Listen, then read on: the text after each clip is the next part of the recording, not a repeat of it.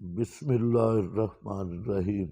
الم یاتکم نبأ الذین من قبلکم، یہ بقائے دنیاوی ہیں واقعہ اولا، کیا نہیں آئی ان کے پاس واقعات ان لوگوں کے جو تم سے پہلے ہیں، قوم نوح و عاد و ثمود، قوم نوح، عاد اور ثمود، والذین من بعدہم، اور وہ جو ان کے بعد ہیں، لا یعلمہم الا اللہ، نہیں جانتا ان کو تفصیلاً کوئی بھی سوا اللہ کے۔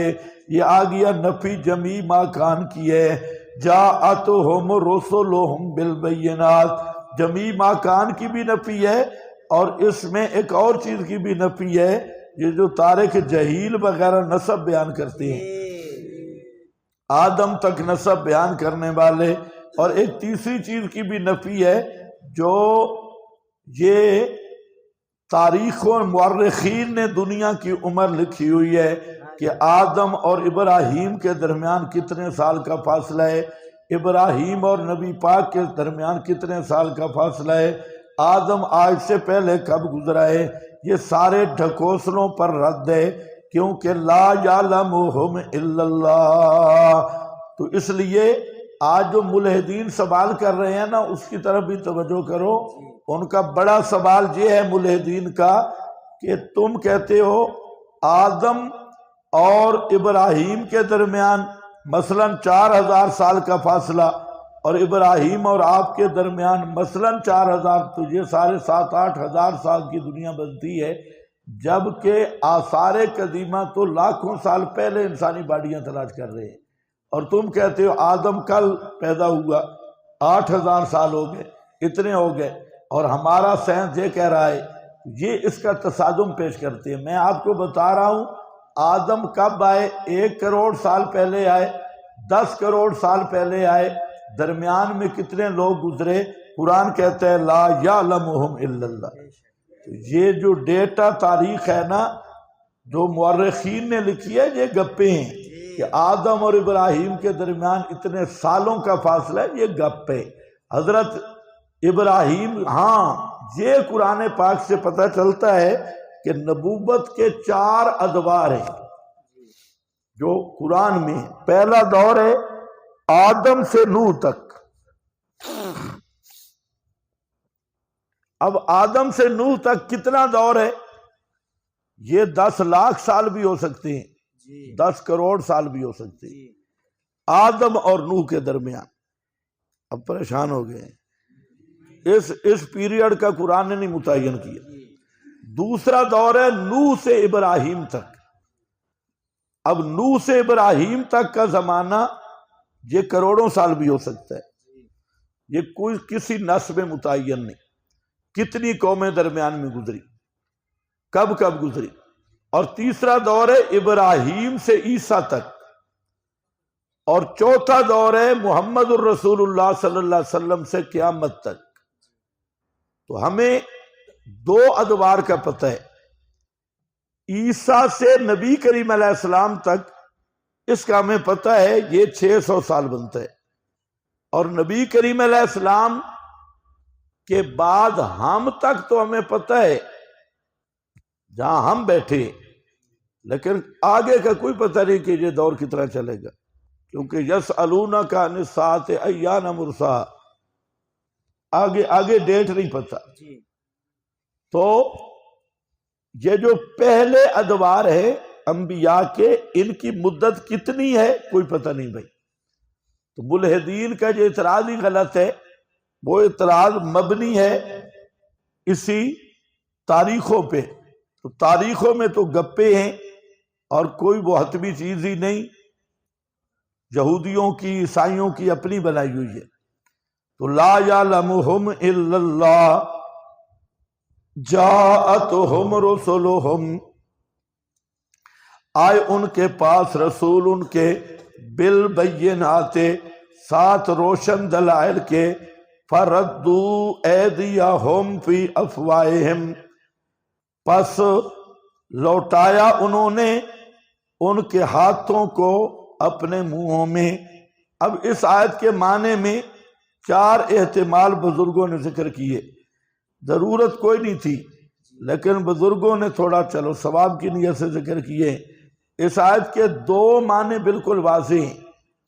اصل معنی یہ ہے کہ رد الایدی فی الافواہ، یہ کنایا ہے دعوت کے مقابل رکاوٹیں ڈالنا۔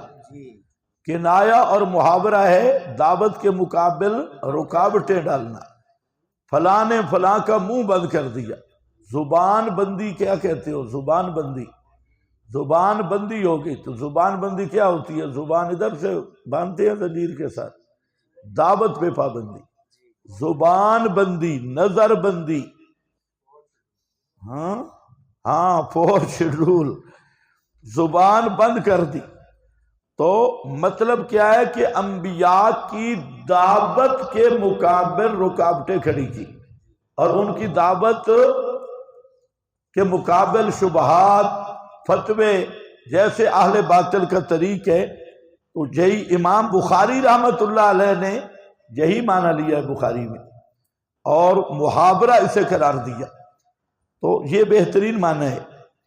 دوسرا یہ کہ قرآن پاک کا اعجاز ہے، ایسے لفظ لاتا ہے کہ پورا منظر بیان ہو جاتا ہے، احتمالوں میں بھی اعجاز ہے۔ تو ایک تو یہ ہے کہ انہوں نے رکاوٹیں کی، دھمکیاں دی، انبیاء پر زبان بندی کی، خبردار یہ مسئلہ بیان نہیں کرنا، یہ ہمارے بزرگوں کے خلاف بات نہیں کرنا، رکاوٹیں کھڑی کی، دھمکیاں دی، پابندیاں لگے، تکلیفیں دی، ایذائیں دی، لڑائیاں شروع کی۔ یہ دوسرا یہ کہ سورہ آل عمران نکالیں آیت نمبر 119۔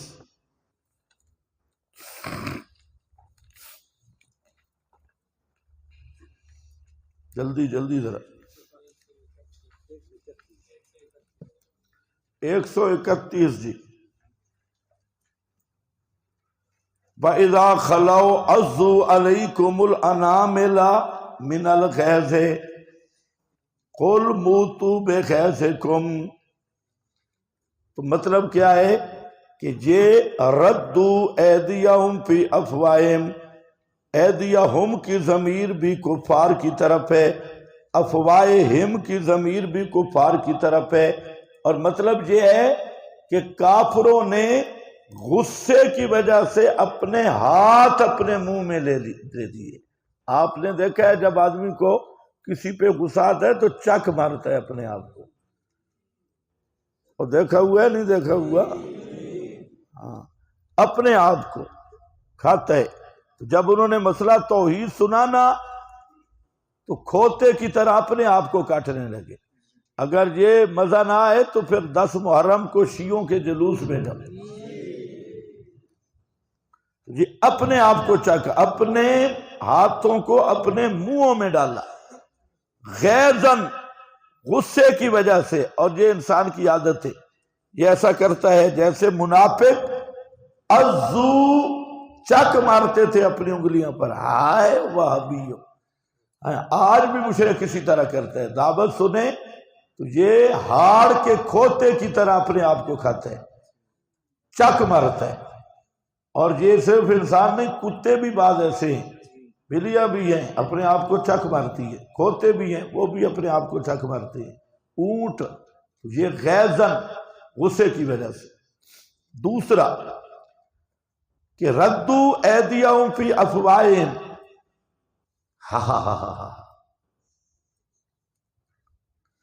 جب کسی پر آدمی ہنستا ہے تو ہنسنے کا یہی انداز ہے، ہنسنا استحزان،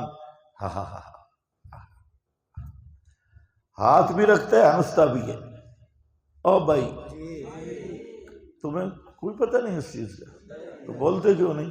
تم میرا خیال ہے جبریل کے ساتھ رہے ہو تو انہیں بشری لوازمات کا کوئی پتہ نہیں۔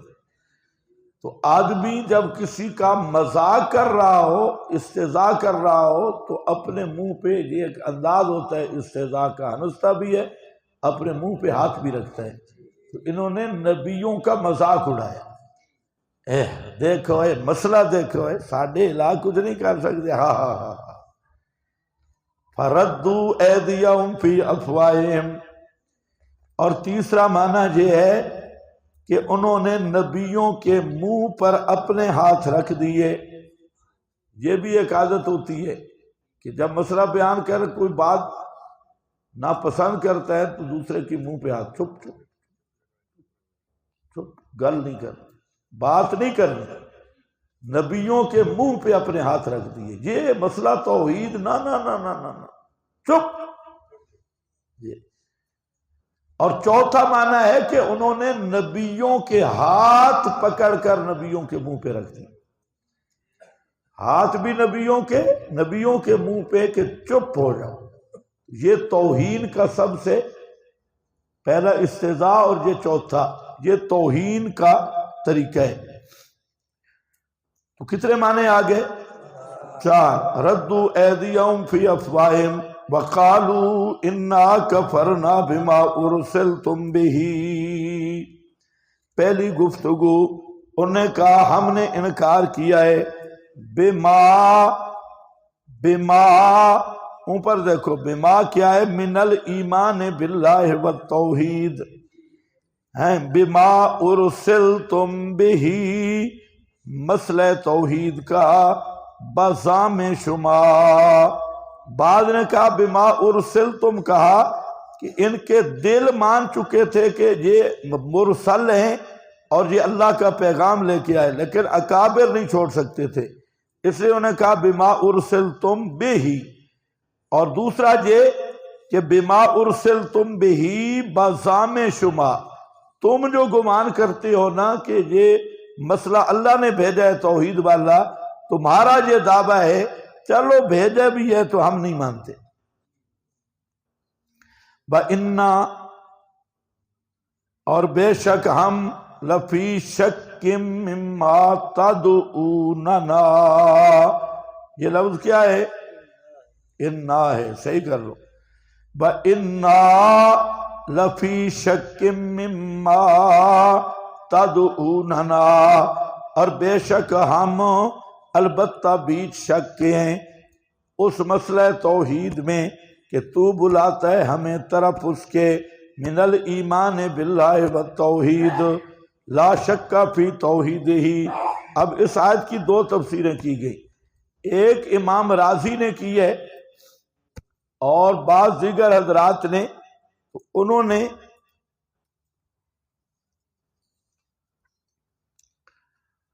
اس شک سے مراد، اور آگے کھڑا ہے افی اللہ شکر، اس سے مراد سانے کے وجود میں شک لیا ہے اور سانے کے وجود کا انکار مراد لیا ہے، حالانکہ بالکل غلط ہے۔